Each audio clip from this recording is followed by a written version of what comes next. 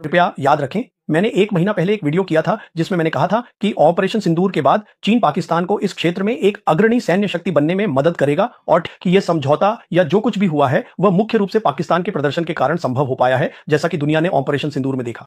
आज के वीडियो में मैं पाकिस्तान और सऊदी अरब के बीच 17 सितंबर को हुए रणनीतिक म्यूचुअल डिफेंस एग्रीमेंट के बारे में बात करूंगा। यह एक बहुत ही महत्वपूर्ण घटना थी। इसी वजह से पाकिस्तान के प्रधानमंत्री और पाकिस्तान के सेना प्रमुख दोनों ही इस समझौते पर हस्ताक्षर करने के लिए रियाद में मौजूद थे। इसका मतलब यह है कि एक पर आक्रमण दोनों पर आक्रमण माना जाएगा। यहीं पर मुझे लगता है कि भारतीय विश्लेषक, भारतीय मीडिया और कई विदेशी विश्लेषकों ने इसे पूरी तरह गलत समझा है। और पहली बात यह है कि यह बिल्कुल भी संयोग नहीं था कि 17 सितंबर को जब यह समझौता रियाद में साइन हो रहा था, उसी समय इस्लामाबाद में रिटायर्ड जनरल खालिद किदवई, जो अब पहली बात उन्होंने कहा कि जब ऑपरेशन सिंदूर की पहली रात को हवाई लड़ाई हुई थी, तब पाकिस्तान एयरफोर्स ने भारतीय वायुसेना के 7 फाइटर जेट्स मार गिराए थे, जिनमें से 4 उनके अनुसार राफेल थे। अब अपनी बात को साबित करने के लिए उन्होंने सबूत भी पेश किए। प्रेस कॉन्फ्रेंस में उन्होंने उन 4 राफेल विमानों के टेल नंबर भी बताए, जिनके बारे में राफेल विमानों को मार गिराने का ऐसा सबूत दुनिया के सामने पेश किया है। तो बात यह है कि अब गेंद वास्तव में भारत के पाले में है। भारत या तो इस सबूत का खंडन कर सकता है, या भारत कोई प्रतिपक्षी सबूत दे सकता है, या फिर भारत चुप भी रह सकता है। मान लेते हैं कि भारत इस पूरे मामले पर चुप ही रहेगा, तो भी दुनिया वैसे ही मानती है जैसा वह इस खुलासे से पहले मानती थी। की सेना ने भारत के खिलाफ अपनी विश्वसनीय पारंपरिक युद्ध क्षमताओं का प्रदर्शन किया, जो कि एक बड़ी बात थी। यहाँ मुद्दा यह है कि सऊदी लोग अब तक सुरक्षा के लिए अमेरिकियों को चाहते थे। Welcome to Z cricket. आज की वीडियो में हम देखेंगे पाकिस्तान और सऊदी अरब की शानदार डील पर परवीन सानी का ज़बरदस्त रद्द-ए-अमल सामने आया है। आइए देखते हैं। नमस्कार दोस्तों, आज के वीडियो में मैं पाकिस्तान और सऊदी अरब के बीच 17 सितंबर को हुए रणनीतिक म्यूचुअल डिफेंस एग्रीमेंट के बारे में बात करूंगा। यह एक बहुत ही महत्वपूर्ण घटना थी। इसी वजह से पाकिस्तान के प्रधानमंत्री और पाकिस्तान के सेना प्रमुख दोनों ही इस समझौते पर हस्ताक्षर करने के लिए रियाद में मौजूद थे। यह समझौता बिल्कुल वैसा ही है जैसा इसका नाम है, और संक्षेप में इसका मतलब यह है कि एक पर आक्रमण दोनों पर आक्रमण माना जाएगा। इस समझौते को लेकर किसी भी तरह की कोई अस्पष्टता नहीं होनी चाहिए कि यह किस बारे में है। जैसा कि मैंने कहा, यह वही है जो यह है, लेकिन मुद्दा इस समझौते की व्याख्या का है। और यहीं पर मुझे लगता है कि भारतीय विश्लेषक, भारतीय मीडिया और कई विदेशी विश्लेषकों ने इसे पूरी तरह गलत समझा है। और यही वह बात है जिसके बारे में मैं अपने वीडियो में बात करना चाहता हूं, यानी इस समझौते की व्याख्या। लेकिन इससे पहले कि मैं ऐसा करूं, इस समझौते से जुड़े 3 घटनाक्रम हैं जिन्हें संक्षेप में समझना जरूरी है। अब पहली बात यह है कि यह बिल्कुल भी संयोग नहीं था कि 17 सितंबर को जब यह समझौता रियाद में साइन हो रहा था, उसी समय इस्लामाबाद में रिटायर्ड जनरल खालिद किदवई, जो अब पाकिस्तान की नेशनल कमांड अथॉरिटी के वरिष्ठ सलाहकार हैं और पाकिस्तान के स्ट्रेटेजिक प्लान्स डिवीजन के प्रमुख भी रह चुके हैं, जो परमाणु हथियारों के लिए जिम्मेदार है, ने एक प्रेस कॉन्फ्रेंस की। और इस प्रेस कॉन्फ्रेंस में जनरल किदवई ने 2 खुलासे किए। पहली बात, उन्होंने कहा कि जब ऑपरेशन सिंदूर की पहली रात को हवाई लड़ाई हुई थी, तब पाकिस्तान एयरफोर्स ने भारतीय वायुसेना के 7 फाइटर जेट्स मार गिराए थे, जिनमें से 4 उनके अनुसार राफेल थे। अब अपनी बात को साबित करने के लिए उन्होंने सबूत भी पेश किए। प्रेस कॉन्फ्रेंस में उन्होंने उन 4 राफेल विमानों के टेल नंबर भी बताए, जिनके बारे में पाकिस्तान का कहना है कि उसने भारतीय वायुसेना के मार गिराए हैं। अब यह पहली बार है जब पाकिस्तान ने 4 राफेल विमानों को मार गिराने का ऐसा सबूत दुनिया के सामने पेश किया है। तो बात यह है कि अब गेंद वास्तव में भारत के पाले में है। भारत या तो इस सबूत का खंडन कर सकता है, या भारत कोई प्रतिपक्षी सबूत दे सकता है, या फिर भारत चुप भी रह सकता है। मान लेते हैं कि भारत इस पूरे मामले पर चुप ही रहेगा, तो भी दुनिया वैसे ही मानती है जैसा वह इस खुलासे से पहले मानती थी। और वह यह है कि ऑपरेशन सुंदर का परिणाम यह था कि पाकिस्तान की सेना ने भारत के खिलाफ अपनी विश्वसनीय पारंपरिक युद्ध क्षमताओं का प्रदर्शन किया, जो कि एक बड़ी बात थी। अब जनरल किदवई का दूसरा खुलासा यह था कि ऑपरेशन सुंदर के बाद हम जानते हैं कि पाकिस्तान सेना ने आर्मी रॉकेट फोर्स कमांड का गठन किया है, और जनरल के अनुसार यह कमांड पाकिस्तान की पारंपरिक युद्ध प्रतिरोधक क्षमता और परमाणु युद्ध प्रतिरोधक क्षमता के बीच एक अतिरिक्त स्तर की प्रतिरोधक शक्ति जोड़कर परमाणु सीमा को और ऊपर उठा देती है। तो वह यहां कह रहे हैं कि पाकिस्तान की मौजूदा विश्वसनीय पारंपरिक युद्ध क्षमताएं इस रॉकेट फोर्स कमांड के कारण और भी अधिक मजबूत हो जाएंगी, जिसे पाकिस्तान सेना ने बनाया है। और मैं इस पर जनरल किदवई के आकलन से सहमत हूं। लेकिन यहां ध्यान देने वाली बात यह है कि जैसा मैंने कहा, यह प्रेस कॉन्फ्रेंस कोई संयोग नहीं थी। यह प्रेस कॉन्फ्रेंस इसलिए आयोजित की गई थी ताकि यह स्पष्ट संकेत दिया जा सके कि रियाद में जो समझौता साइन हो रहा था, वह असल में पाकिस्तान की पारंपरिक युद्ध क्षमताओं के बारे में था। जनरल किदवई ने पाकिस्तान के परमाणु हथियारों का कोई उल्लेख नहीं किया, बल्कि उन्होंने कहा कि आर्मी रॉकेट फोर्स कमांड की स्थापना परमाणु सीमा स्तर को बढ़ाएगी, न कि उसे कम करेगी।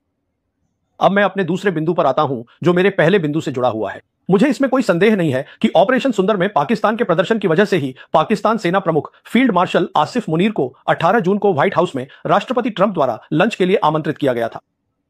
संदर्भ में मुझे विश्वास है कि अन्य बातों के अलावा ट्रंप ने आसिफ मुनीर से बात की होगी। उन्होंने आसिफ मुनीर से मध्य पूर्व और खासकर ईरान के बारे में उनका आकलन लिया होगा, क्योंकि मध्य पूर्व और विशेष रूप से ईरान पर आकलन देने के लिए पाकिस्तान के शीर्ष नेतृत्व से बेहतर कोई देश नहीं हो सकता। तो उन्होंने वह आकलन जरूर लिया होगा और मुझे यह भी विश्वास है कि यही वह बात थी जिसने ट्रंप को वास्तव में समस्या को शांत करने या उस युद्ध को बहुत जल्दी समाप्त करने में मदद की जो इजराइल ने ईरान पर थोपा था।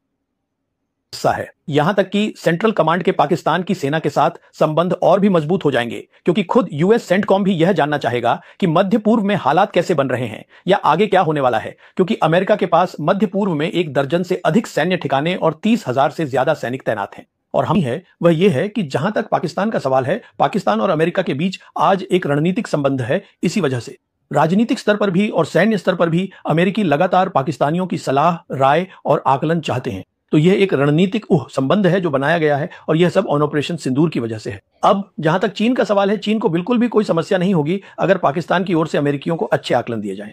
क्यों? क्योंकि खुद चीनी भी मध्य पूर्व में शांति चाहते हैं। उन्होंने वहां बहुत निवेश किया है। असल में मध्य पूर्व बहुत दिलचस्प है। यह एक अस्थिर क्षेत्र है और साथ ही अमेरिकी मध्य पूर्व में चीन के साथ प्रतिस्पर्धा नहीं देखते। यही कारण है कि अमेरिका ने व्यापार, बुनियादी ढांचा निर्माण, ऊर्जा संक्रमण में चीन की बढ़ती भूमिका को चुनौती नहीं दी है। अब मैं विशेष रूप से सऊदी अरब की बात कर रहा हूं, उस समझौते के संदर्भ में जो हस्ताक्षरित हुआ है। तो अमेरिकियों को चीन की बढ़ती भूमिका से कोई समस्या नहीं है, क्योंकि जिन क्षेत्रों की मैंने अभी बात की उनमें उनका चीन से कोई मुकाबला नहीं है, इसलिए वे वहां से दूर ही रहते हैं।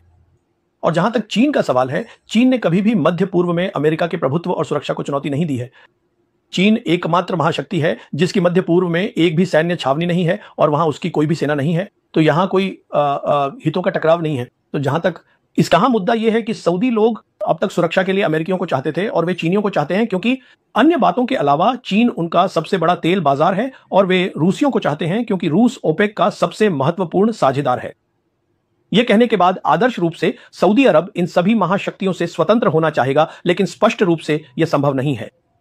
अब सुरक्षा के मुद्दे पर आते हैं। जैसा कि मैंने कहा, सऊदी अरब और सभी जीसीसी देश अब इस बात को लेकर आश्वस्त नहीं हैं कि अमेरिकी कितनी सुरक्षा प्रदान कर सकते हैं, और हम जानते हैं कि सऊदी और पाकिस्तानी के बीच लंबे समय से रक्षा सहयोग रहा है। मुझे इसकी विस्तार से चर्चा करने की आवश्यकता नहीं है। हम जानते हैं कि पाकिस्तानी सेना, सैन्य बल, उन्होंने सऊदी सेना, सऊदी वायुसेना को प्रशिक्षण दिया है। तो यह एक लंबी कहानी है जो इनके बीच चलती आ रही है। जहां तक रक्षा का सवाल है, इन दोनों देशों पाकिस्तान और सऊदी अरब के बीच अब सवाल यह है कि यह समझौता क्यों जरूरी था। मेरे आकलन में यह जरूरी था, और इस समझौते को लेकर गंभीर बातचीत शायद तब शुरू हुई होगी जब 13 जून को इजरायल ने ईरान पर हमला किया था। उस समय सऊदी अरब के लिए यह काफी हो गया था और उन्होंने इस समझौते के लिए पाकिस्तानियों के साथ गंभीर सौदेबाजी शुरू कर दी होगी। अब यह समझौता यहां तक कि राष्ट्रपति ट्रंप को भी इससे कोई समस्या नहीं होगी। अगर पाकिस्तानी सऊदी अरब को इजराइल के खिलाफ पारंपरिक युद्ध के लिए प्रतिरोधक क्षमता प्रदान कर सकते हैं, तो ट्रंप इससे नाखुश नहीं हो सकते, क्योंकि वे क्षेत्र में किसी भी तरह की बढ़ोतरी नहीं चाहते।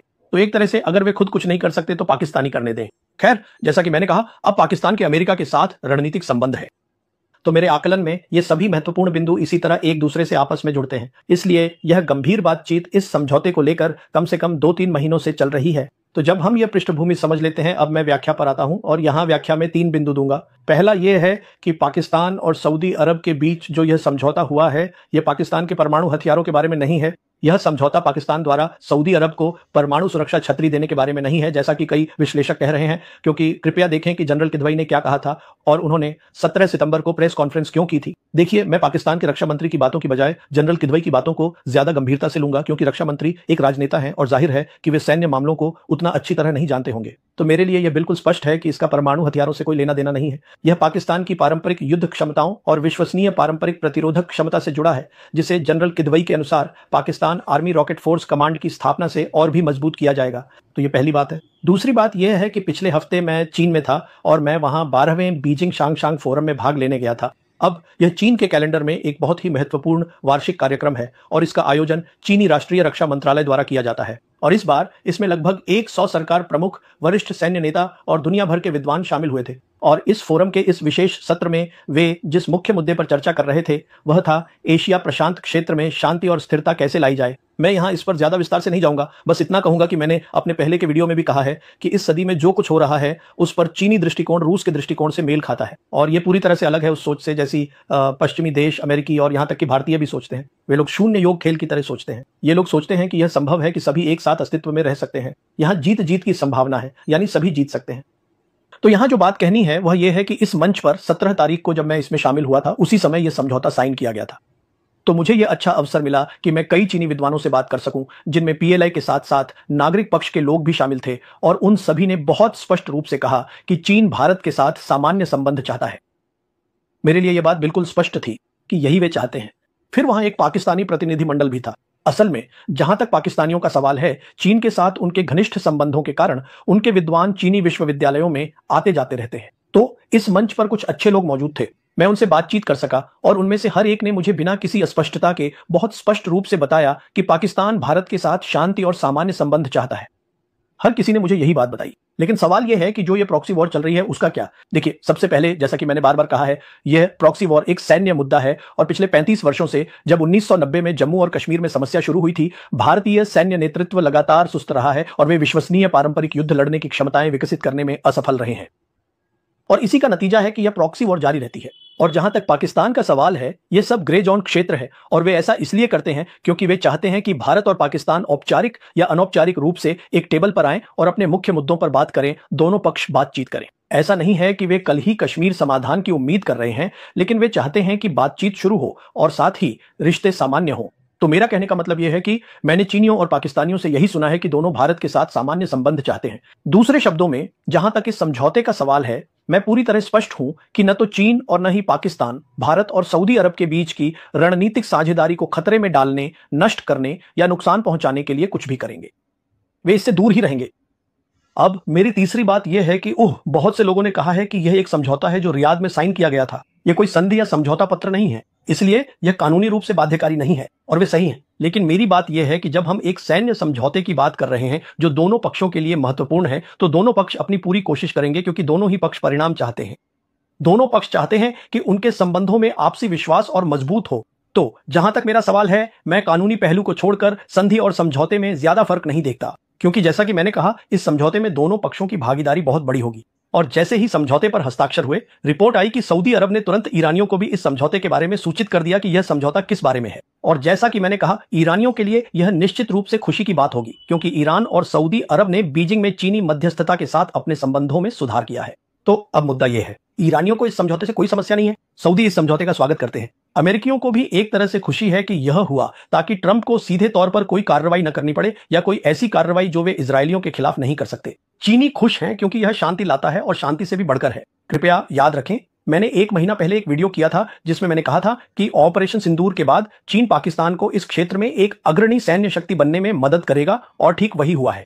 तो हर कोई खुश है और यह समझौता बिल्कुल भी भारत के खिलाफ नहीं है। और ये बहुत स्पष्ट होना चाहिए कि यह समझौता या जो कुछ भी हुआ है वह मुख्य रूप से पाकिस्तान के प्रदर्शन के कारण संभव हो पाया है, जैसा कि दुनिया ने जैसा कि आपने देखा कि परवीन सानी का कहना है कि सऊदी अरब और पाकिस्तान की डील के बाद अब ये साबित हो गया है कि पाकिस्तान एक नया सुपर पावर बनता जा रहा है इस दुनिया में। पाकिस्तान की तमाम ममालिक से अच्छी दोस्ती नज़र आ रही है और पाकिस्तान के ताल्लुकात दिन ब दिन बेहतर होते जा रहे हैं।